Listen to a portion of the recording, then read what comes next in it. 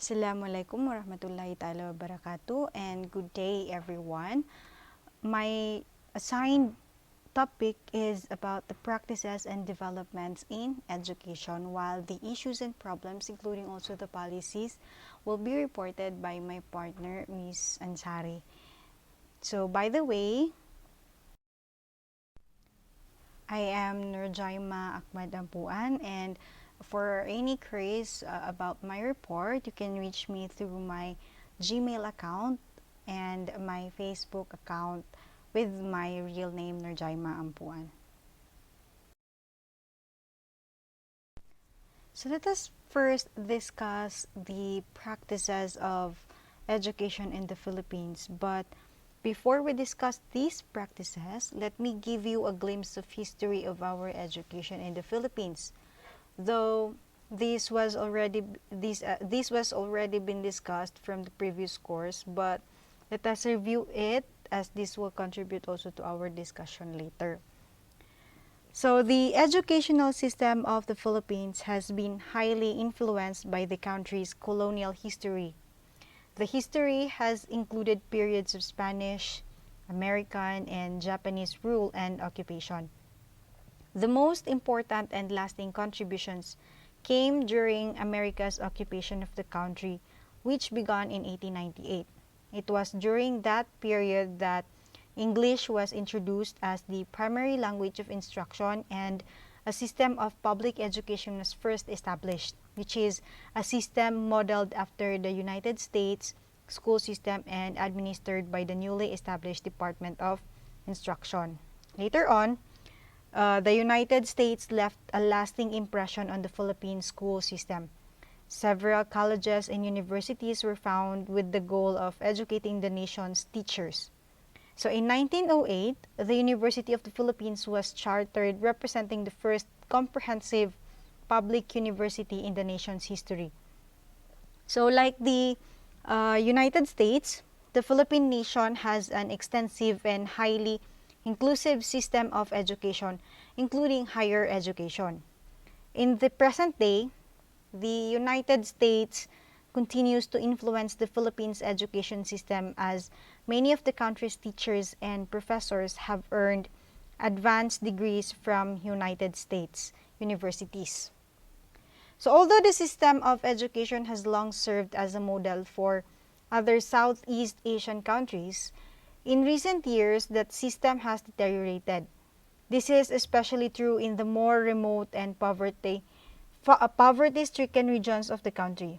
While Manila, the capital and largest city in the Philippines, boasts a primary school completion rate of nearly 100%, other areas of the country, including Mindanao and Eastern Visayas, that have a primary school completion rate of only 30% or less.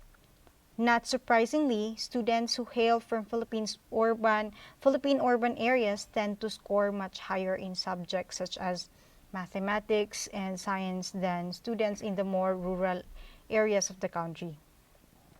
So later, we will discuss the education system of the Philippines in great detail, including a description of both the primary and secondary education levels in the country, as well as the systems currently in place for vocational and university education. So, doon na may include yung mga practices under the basic education and the higher education.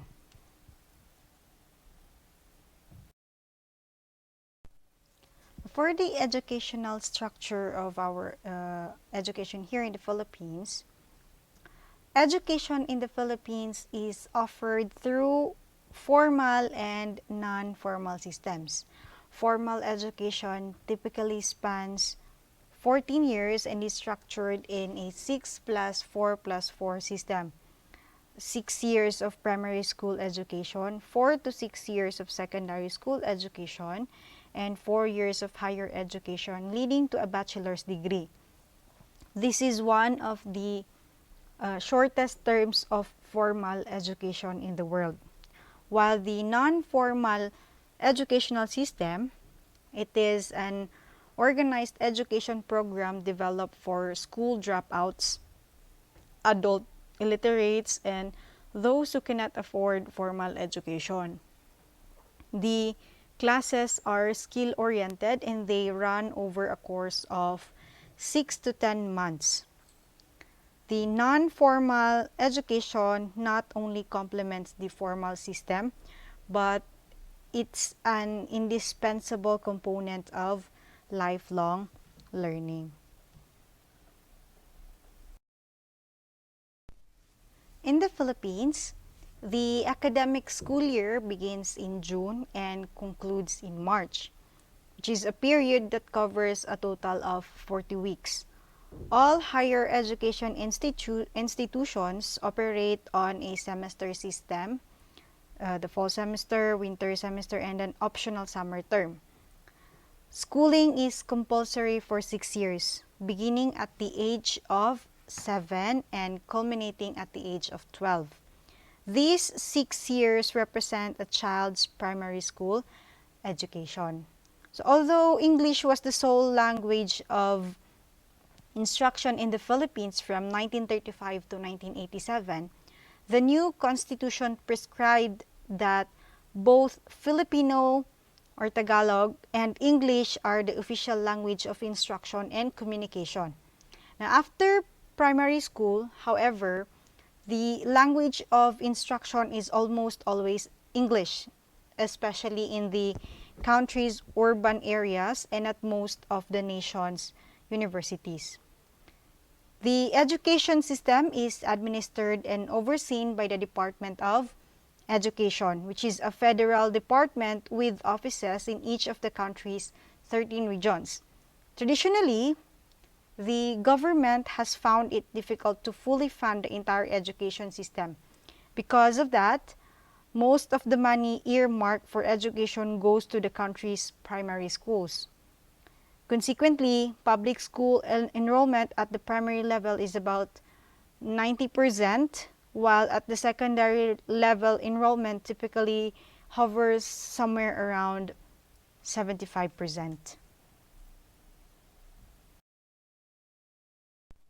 So before the primary school education, there is a preschool education. Preschool age is typically 3 to 5 years old, and the Filipino children at this age learn the alphabet, numbers and colors through games, songs, and dances. And the teacher conducts all of the lessons in the dialect of that particular region or province. So this is what they call the mother tongue. Preschool is offered in both private and public school, but preschool education is optional since not all families can afford it. For the primary education, the primary school education in the Philippines spans 6 years in duration and is compulsory for all students. This level of education is divided into 4-year primary cycle and a 2-year intermediate cycle.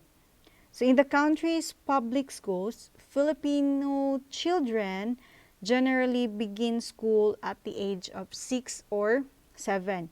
However, private schools typically start a year earlier and operate a 7-year curriculum rather than a 6-year curriculum.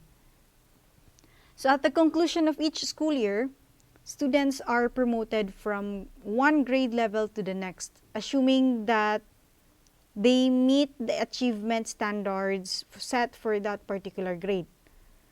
Students are rated in every subject 4 times during the school year, that is in first quarter, second quarter, third quarter, and the fourth quarter. And a cumulative point system is typically used as the basis for promotion. Now, to pass a grade, students must earn at least 75 points out of 100 or 75%. During grades 1 and 2 in the Philippines, the language of instruction is generally the local dialect, of which there are over 170 nationally of the region in which the children reside. English and Filipino are taught as second languages. So from the third grade through sixth grade or the remainder of primary education, subjects such as mathematics and science, these are taught in English, with the social sciences and humanities courses taught in Filipino. So once a student successfully completes each of the 6 grades of primary school, he or she is awarded a certificate of graduation from the school they attended. There is no leaving examination or entrance examination required for admission into the nation's public secondary schools. The educational content of the primary school system varies from one grade and one cycle to the next. So as you recall, the primary school system is divided into 2 cycles. Yung primary cycle, that is 4 years, grades 1 to 4, that ages 6 to 11. While the intermediate cycle, that includes the grade 5 and 6, that with the age of 11 to 13. So there are a number of core subjects that are taught with varying degrees of difficulty in all 6 grades of primary school. So these are the language arts, mathematics, health, and science. And in addition to the core subjects that I have mentioned, in grades 1 to 3, also study civics and culture. In grades 4 to 6, students study music and art, physical education, home economics and livelihood, and social studies. While values, education, and good manners and right conduct are integrated in all learning areas. Also, all students in primary school are introduced to Makabayan subject. According to the Department of Education, Makabayan is a learning area that serves as a practice environment for holistic learning, which is an area in which students develop a healthy personal and national self-identity. So in a perfect world, this type of construction would consist of modes of integrative teaching that will allow students to process and synthesize a wide variety of skills and values.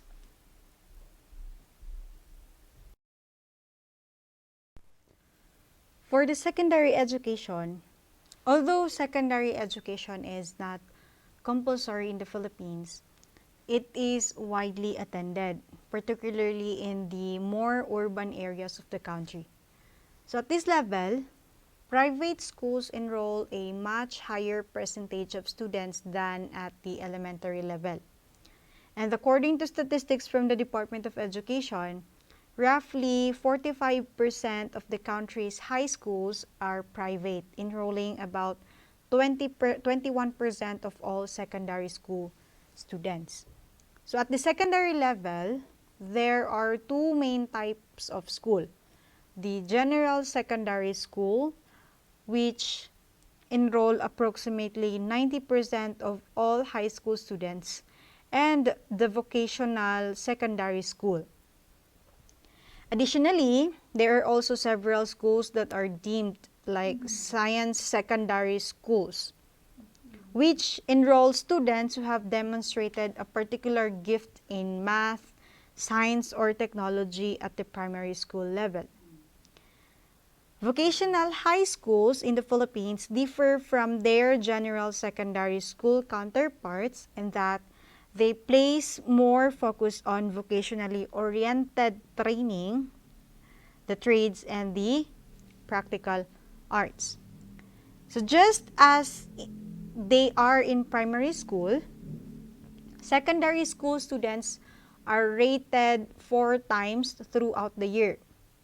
Students who fail to earn a rating of 75% in any given subject must repeat that subject, although in most cases, they are permitted to enter the next grade. So once a student has completed all 4 years of his or her secondary education, excluding the senior high school that will be discussed later on the developments, Earning a 75% or better in all subjects, they are presented a secondary school graduation certificate.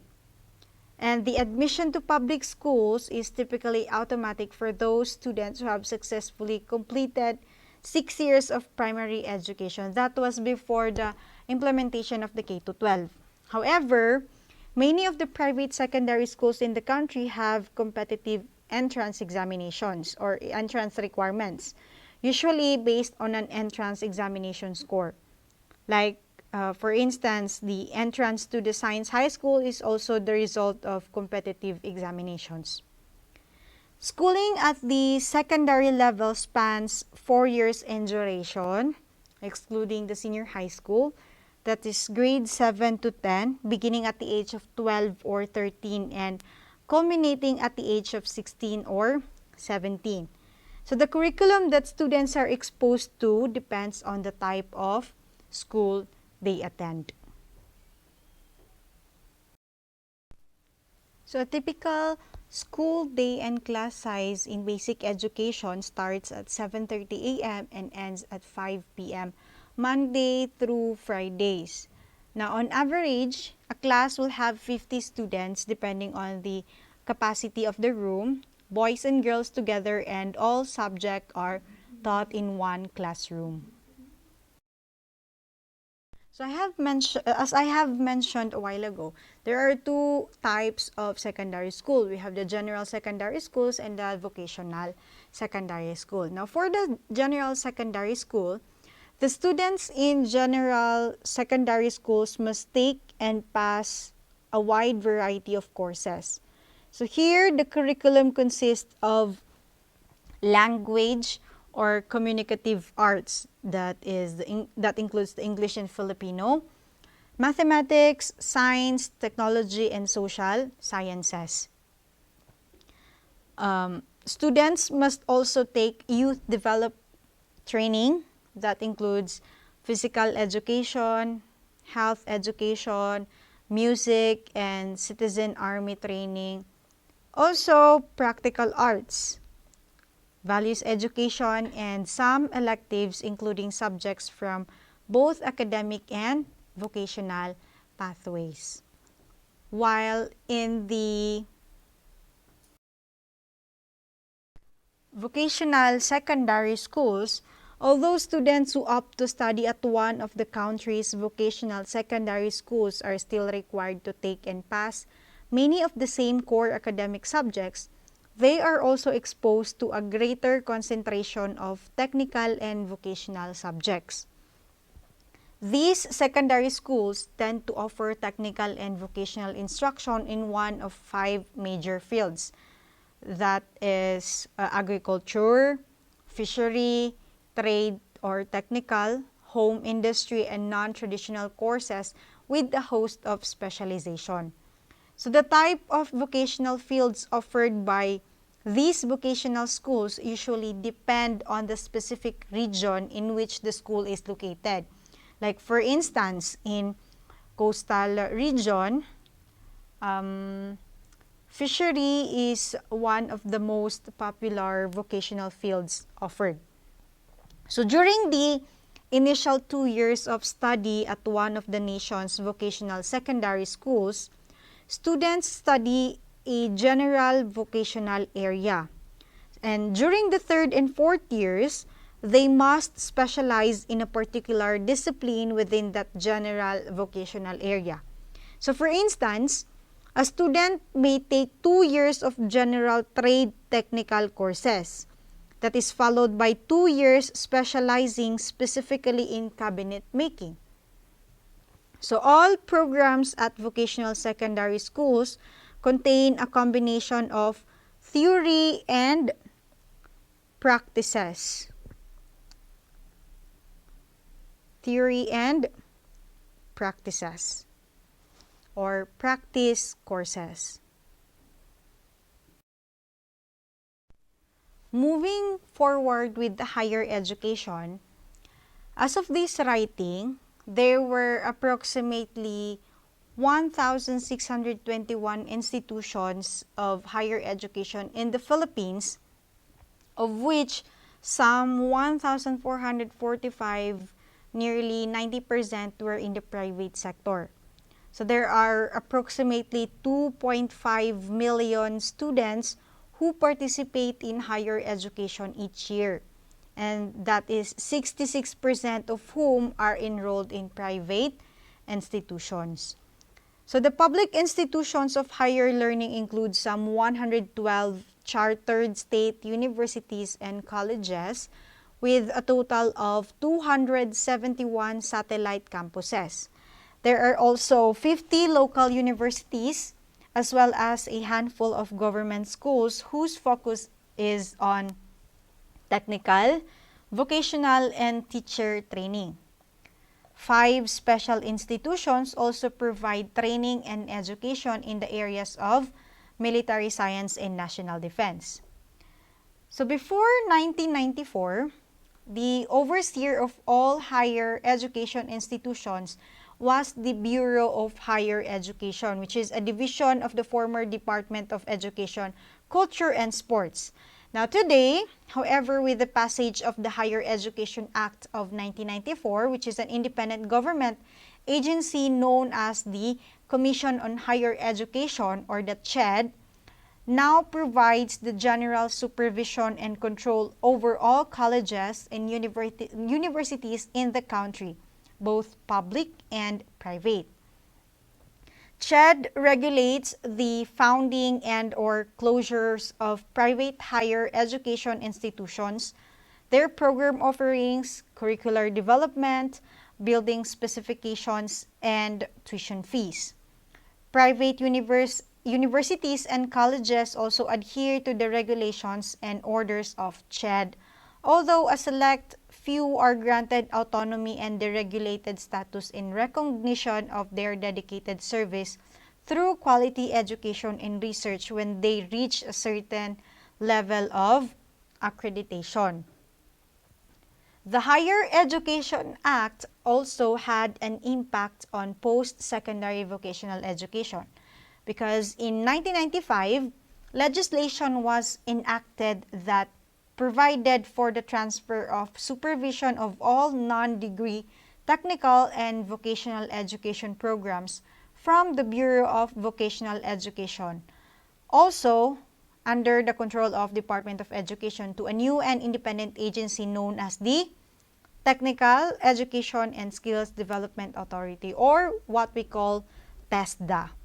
So the establishment of TESDA has increased emphasis on and support for non-degree vocational education programs. So from what I have mentioned a while ago about the accreditation, the higher education institutions can apply for volunteer accreditation through CHED, a system modeled after the regional accreditation system used in the United States. So there are 4 levels of accreditation. We have the level 1 to 4. In level 1, it gives applicant status to schools that have undergone a preliminary survey and are capable of acquiring accredited status within 2 years. For the level 2, it gives full administrative deregulation and particular curricular autonomy, including the priority in funding assistance and subsidies for faculty development. For the level 3, schools are granted full curricular deregulation, including the privilege to offer distance education program. So, finally, kapag level 4 na siya, the universities are now eligible for grants and subsidies from the Higher Education Development Fund and are granted full autonomy from government supervision and control. So in higher education, we have the university education, the bachelor degrees, the master's, and the doctorate degrees. So in the university education, the credit and degree structure of university education in the Philippines bears a striking resemblance to that of the United States. So entrance in the Philippine universities and other institutions of higher education is dependent on the possession of a high school certificate of graduation and in some cases on the results of National Secondary Achievement Test or the NSAT or in many colleges and universities, the results of their own entrance examinations. Like for instance, yung dito sa MSU, so we have the SASE, so that is an own entrance examination of Mindanao State University. So there are essentially 3 degrees stages of higher education in the Philippines. We have the bachelor or what they call bachelier in Filipino, master's or the masterado, and the PhD or the doctor sa filosofiya. So let us first discuss the bachelor degrees.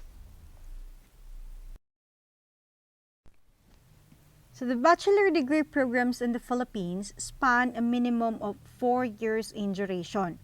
The first 2 years are typically dedicated to the study of general education courses, with all classes counting towards the major the student will undertake in the final 2 years.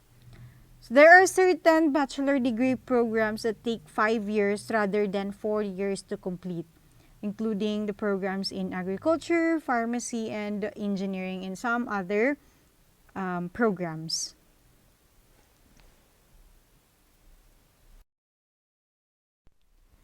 The master degrees in the Philippines typically span 2 years for full-time students, culminating with a minor thesis or comprehensive examination.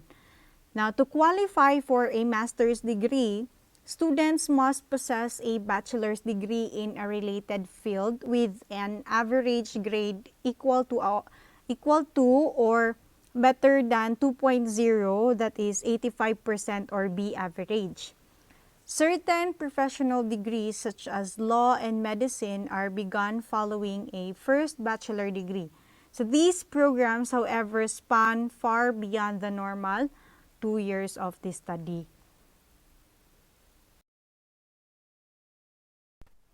Finally, we have the PhD degrees. So the PhD degrees in the Philippines, also known as the Doctor of Philosophy, involve a great deal of coursework as well as a dissertation that may comprise from 1/5 to 1/3 of the final grade.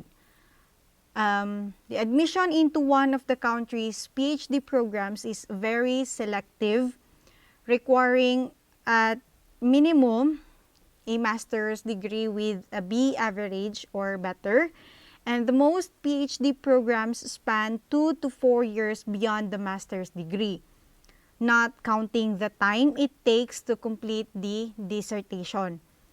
The topics for dissertation must be approved by the faculty and the university at which the student is studying.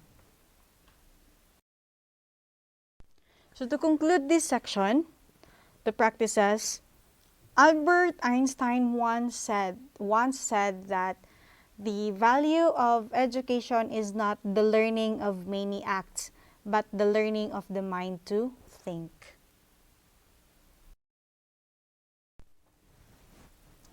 So let us move forward with the developments in our education. So the Philippine education system has evolved over hundreds of years of colonial occupation, first by Spain and then by the US, through martial law and the People's Power Revolution that brought democracy to the sprawling archipelago. The education sector's development has mirrored the changes in the country's administration. Today, the focus is on expanding access and ensuring more Filipinos receive a decent basic education as a means of reducing poverty and improving national competitiveness. So there are 2 ways to assess the educational development in the country. One is by looking at the educational system that covers both the educational structure and curriculum, and the other is by assessing the quality of education through valuation of our teachers' and students' competencies.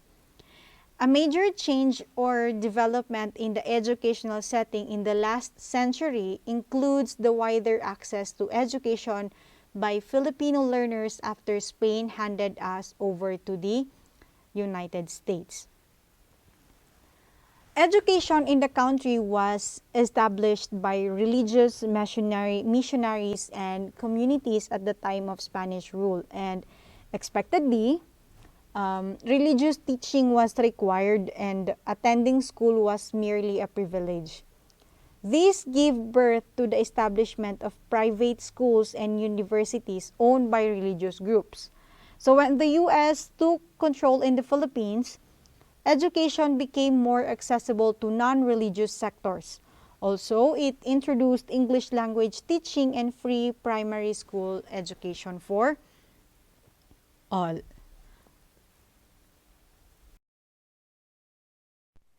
Fast forward, in 2013, a major transition, a major development occurred in the educational landscape, wherein the Department of Education adopted the K-12 curriculum that extended the year of basic education from 10 years to 12 years, 13 including the kindergarten.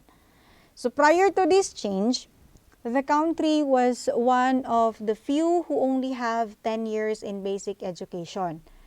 The additional 2 years in high school, now that is now what we call the senior high school, aimed to capacitate the high school students in knowledge and skill for them to become better prepared for the tertiary level and to make them fit for work through enhancement of their skills if they do not intend to pursue higher education.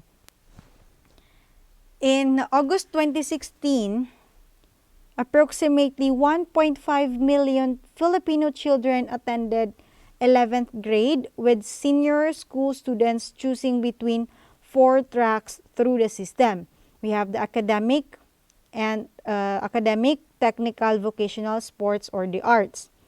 Much of the opposition to the initiative, which triggered 5 separate petitions to the Supreme Court, centered on whether the country's teachers, schools, and administration were in a position to implement the reform.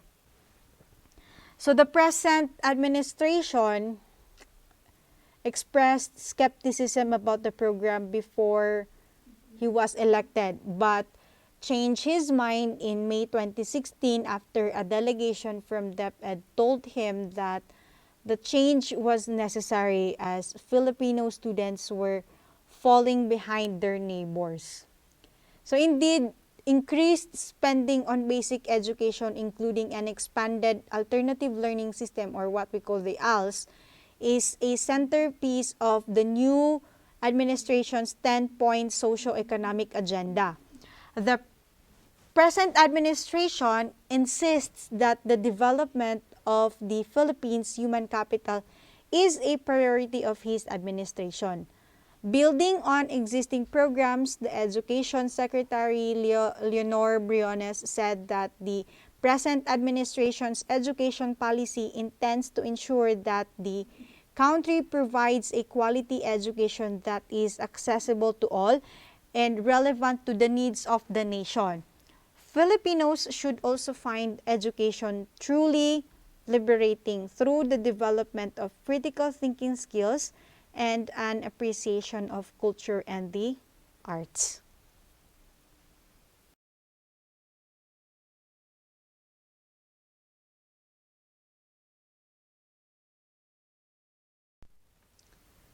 So in 2015, the Education for All, or the EFA initiative, included provisions to ensure all Filipinos were able to achieve what UNESCO calls functional literacy, which is the ability to read, write, and do calculations at a level that is sufficient for the country in which a particular person lives. Further supporting the K-12 reform, the government set 4 key objectives for the EFA initiative. First objective is by providing education options for out-of-school adults and young people.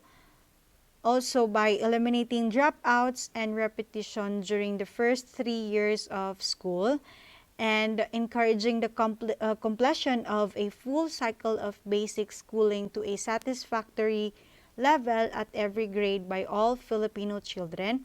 And lastly, by committing to the attainment of basic education competencies for everyone.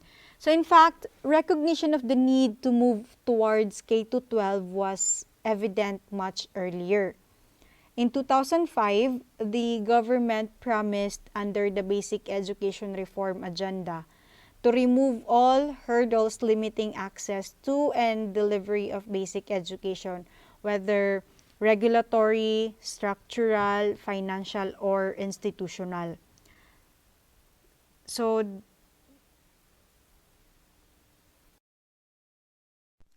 with the other developments, President Duterte or the present administration also signed the Republic Act 10931 or the Universal Access to Quality Tertiary Education Act, granting free tuition and other fees for students in state universities and colleges, as well as local universities and colleges and technical vocational institutions.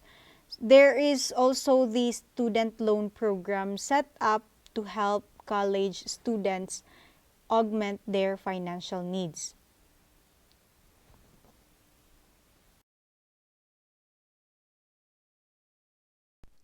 Another remarkable developments in education include a slight increase in the number of higher education faculty holding higher degrees.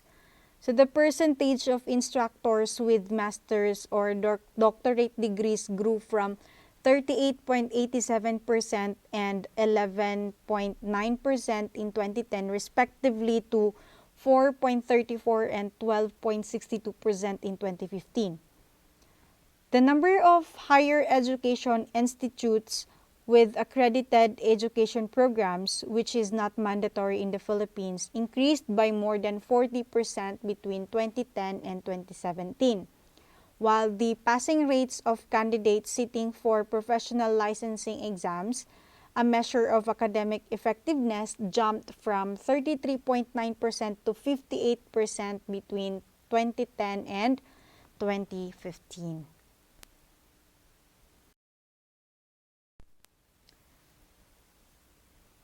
In June 2016, the World Bank published its assessment on the Philippines' reform of basic education, that is, assessing basic education service delivery, noting that reforms were now backed with a substantial increase in funding after years of underinvestment exacerbated by average population growth in excess of 2%. So the World Bank estimates that public spending increased by 60% in real terms between 2010 and 2015, helping finance infrastructure improvements and provide the means to hire more teachers. As a result, between 2010 and 2013, the student-to-teacher ratio in public high schools fell from 38:1 to 29:1, while the student-to-classroom ratio dropped from 64:1 to 47:1. So in separate report looking at the EFA initiative, UNESCO noted that even though the largest portion of the Philippine budget had consistently been devoted to education, in percentage terms, these fell short of international standards, with the state spending only 2.6% of GDP on the sector in 2011. Now that figure has risen over the past few years to an expected 3.5% in 2017. But the Philippines continue to spend far less on education as a proportion of GDP than many of its neighbors, like both Vietnam and South Korea, which have some of the world's best performing schools, according to international benchmarks, spend 5% of GDP on education. DepEd itself assessed the implementation of K-12 at a January 2017 conference with stakeholders including government officials, school administrators, and teachers. So among the encouraging news, it found that the situation in kindergartens had improved with a more localized curriculum, the construction of clean, safe, and child-friendly classrooms, and closer cooperation with the community. Children were developing a love of reading while the teacher's skills had been enhanced via use of technology and adoption of more effective teaching strategies. Now, for grades 1 to 6, best practice included a curriculum more suited to the needs of Christian and Muslim pupils, closer cooperation with indigenous communities, and the provision of self-paced learning materials, catch-up programs at all levels, and the introduction of learning action cell sessions for teachers' professional development. DepEd noted that in schools that had adopted these practices, enrollment rose and dropout rate fell. And the minority groups were also more confident with Muslim children having the opportunity to learn Arabic. Junior high schools also focused on programs to reduce the dropout rate and nurture continued learning, including the use of ALS through virtual classroom, a basic literacy program for adults, and scholarships for adult learners and students with special needs. Schools reported increased enrollment and participation along with rising community awareness. And teacher competency also improved with training in new learning strategies focused on real-world application. While in senior high schools, where the full rollout of grade 12 is now taking place, DepEd said that the policy has been largely successful, noting the transfer of junior high school teachers to fill the vacancies and improved cooperation both between local and national government, and with the private sector on the provision of facilities including classrooms and dormitories for pupils living in remote areas. A large percentage of those enrolled in private schools received vouchers with scholarships also available. Much of the official discussion on K-12 centers on the need to raise standards, improve teacher quality, and encourage completion of basic schooling. The dropout rate has remained high, and data from the Functional Literacy, Education and Mass Media Survey produced by the Philippine Statistics Authority shows that around 4 million children and young people were out of school in 2013, while as of April 2016, there are approximately 16.6 million Filipinos, or 39% of the workforce, had not completed basic education. So the World Bank noted continuing problems with access and inequality. The report found that only 50% of the poorest 20% of households sent their children to high school, while 81% of the wealthiest families did so.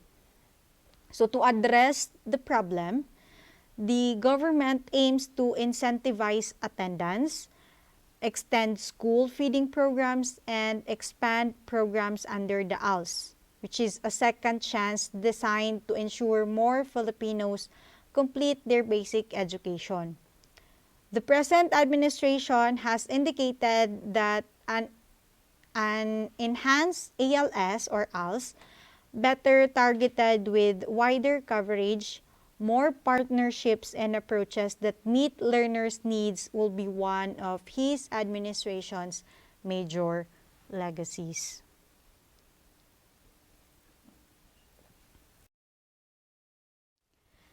In recent years, DepEd has introduced a number of measures to improve the standard of teaching, revising professional benchmarks, and providing more on-the-job training.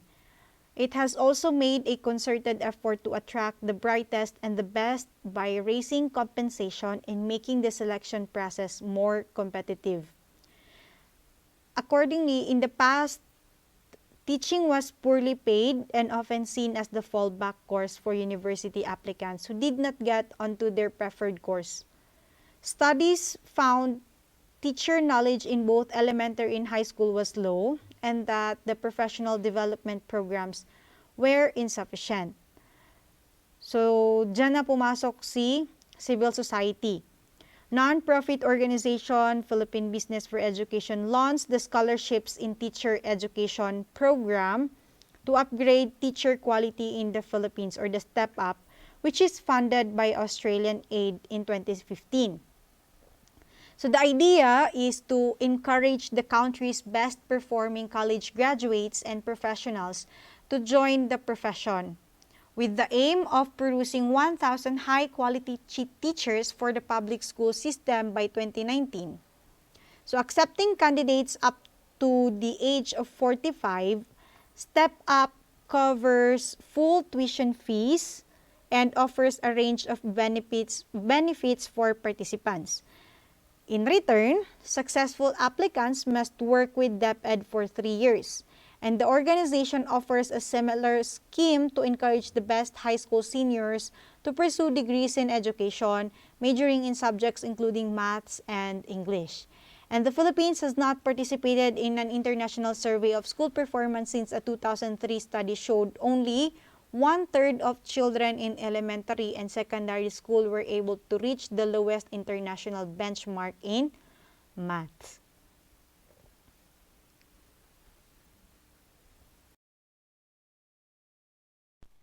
In meeting the national standards, the government insists that the education system must be more appropriate to the needs of the country, including its economy.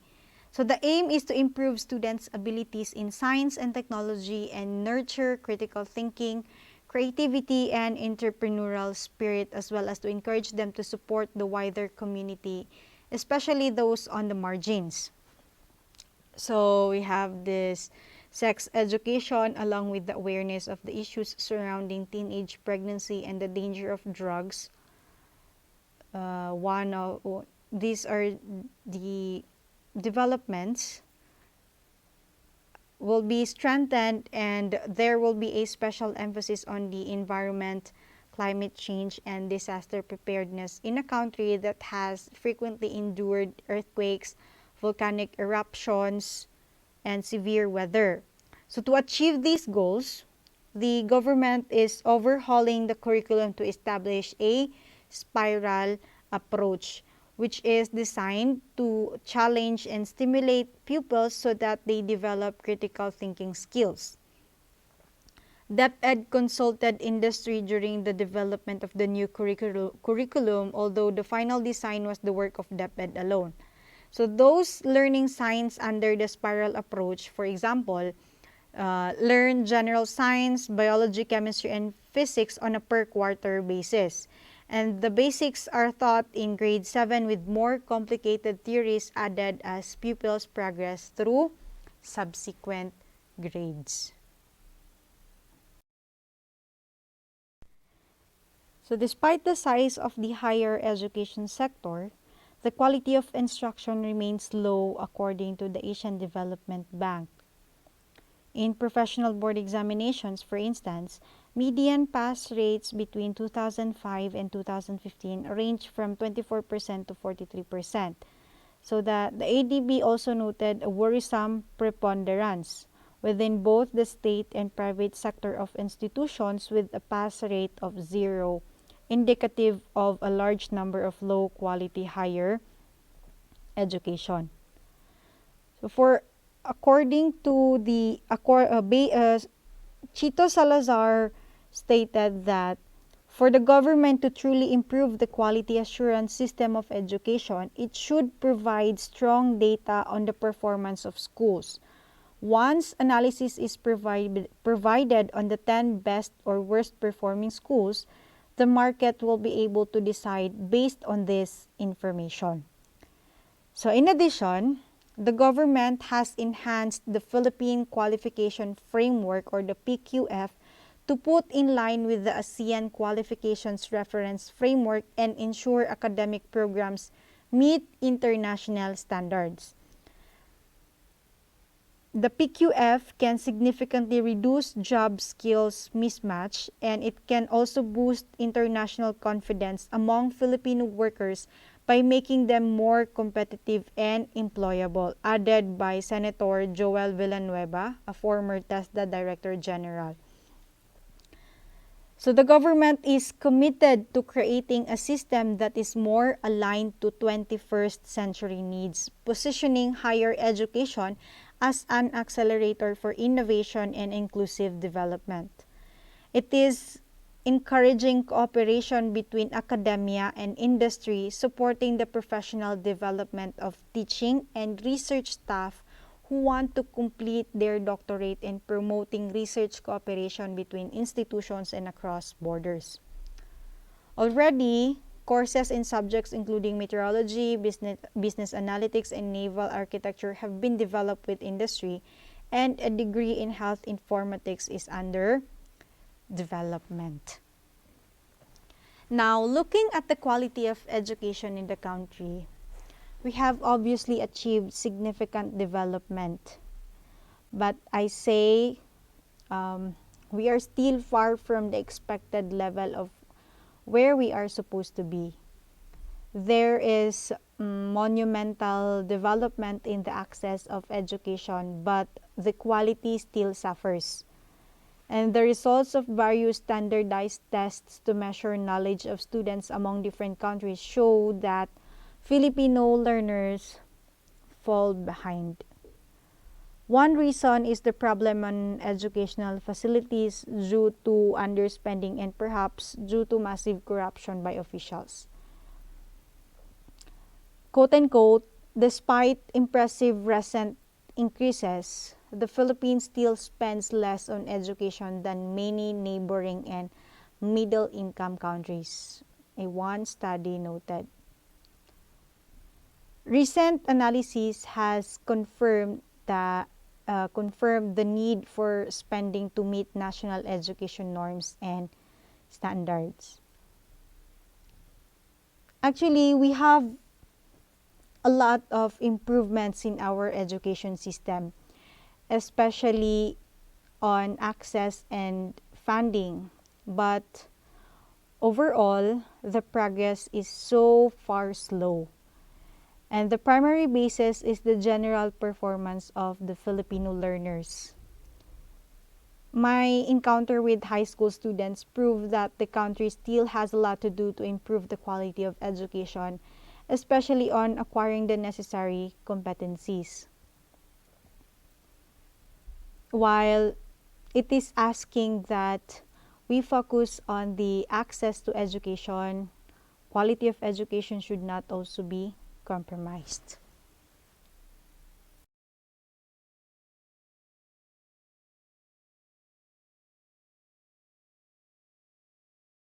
And that's all. Thank you for listening, and wassalam.